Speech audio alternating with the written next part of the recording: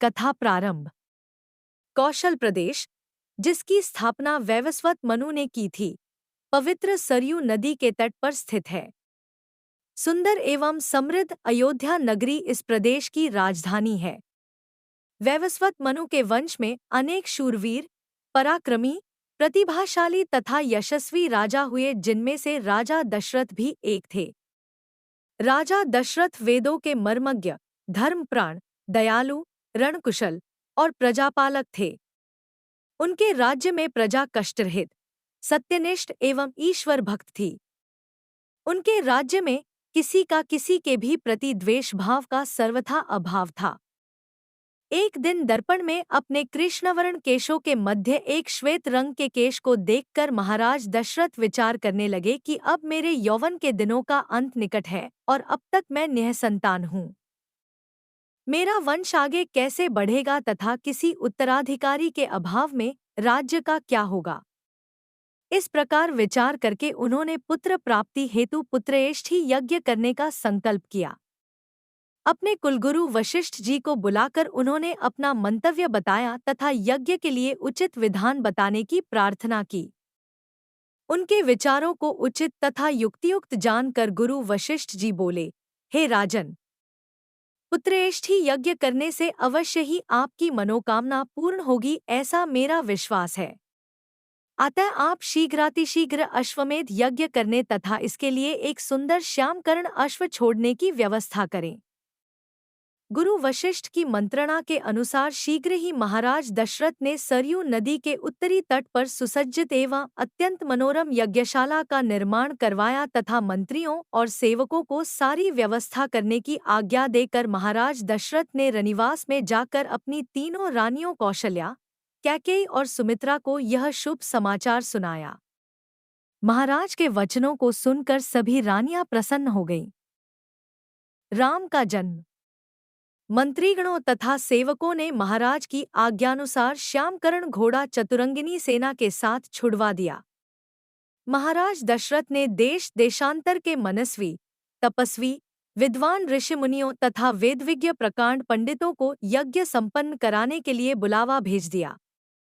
निश्चित समय आने पर समस्त अभ्यागतों के साथ महाराज दशरथ अपने गुरु वशिष्ठ जी तथा अपने परम मित्र अंग देश के अधिपति लोभपाद के जामाता रिंग ऋषि को लेकर यज्ञ मंडप में पधारे। इस प्रकार महान यज्ञ का विधिवत शुभारंभ किया गया। संपूर्ण वातावरण वेदों की ऋचाओं के उच्च स्वर में पाठ से गूंजने तथा समिधा की सुगंध से महकने लगा। समस्त पंडितों, ब्राह्मणों, ऋषियों आदि को यथोचित धनधान्य, गौ आदि भेंट करके सादर विदा करने के साथ यज्ञ की समाप्ति हुई।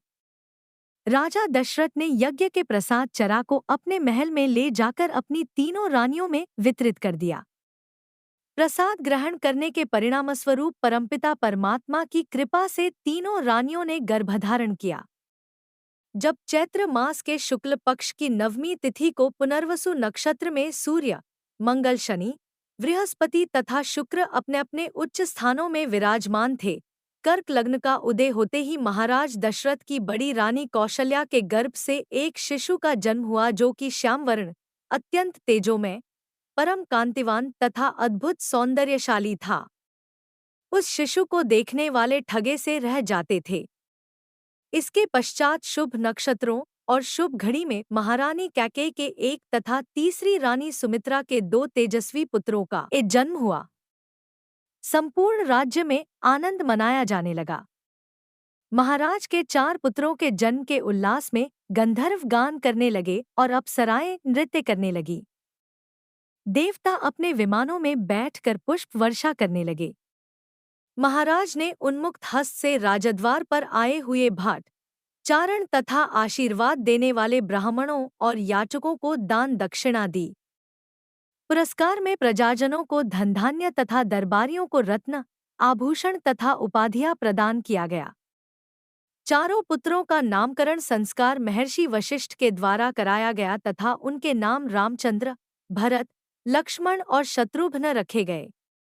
आयु बढ़ने के साथ ही साथ रामचंद्र गुणों में भी अपने भाइयों से आगे बढ़ने तथा प्रजा में अत्यंत लोकप्रिय होने लगे। उनमें अत्यंत विलक्षण प्रतिभा थी, जिसके परिणामस्वरूप अल्पकाल में ही वे समस्त विषयों में पारंगत हो गए। उन्हें सभी प्रकार के अस्त्र शस्त्रों को चलाने तथा हाथी, घोड़े एवं सभी प्रकार के वाहनों की सवारी में उन्हें असाधारण निपुणता प्राप्त हो गई। वे निरंतर माता-पिता और गुरुजनों की सेवा में लगे रहते थे। उनका अनुसरण शेष 3 भाई भी करते थे।